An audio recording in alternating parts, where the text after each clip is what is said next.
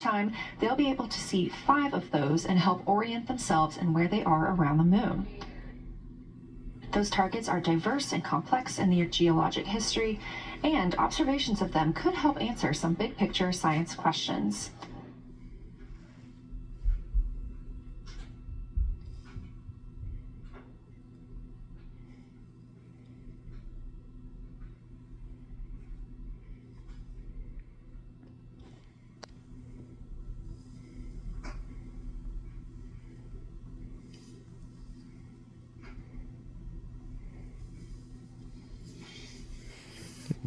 If you've been following the mission, you can see that the configuration of the cabin is a little bit different than what it looked like on launch day. After ascent, the crew were allowed to reconfigure their spacecraft, and you can see that they've taken down seats. They have also taken away footrests. This gives them more opportunity to move about the spacecraft. It's like living in a van down by the river.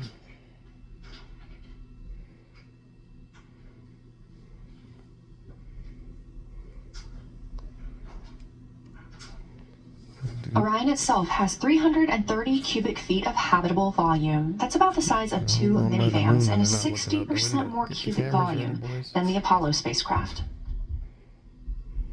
We are standing by for the Integrity crew aboard Orion to surpass the Apollo 13 record. It only took about 60 years. Jim Little's still the best.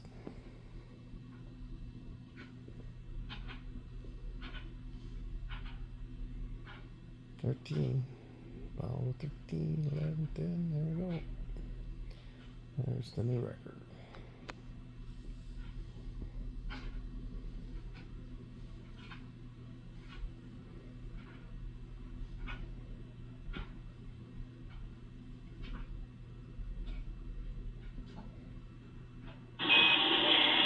Integrity crew. On April 15th, 1970, during the Apollo 13 mission, 3 explorers set the record for the farthest distance humans have ever traveled from our home planet. At that time, over 55 years ago, Lovell, Swigert, and Hayes flew 248,655 statute miles away from Earth. Today, for all humanity, you're pushing beyond that frontier. Integrity, over to you. Woohoo. We'll take some pretty pictures. Further, faster, stronger. Nice milestone. Yeah, from the cabin of Integrity here as we surpass the furthest distance humans have ever traveled from planet Earth.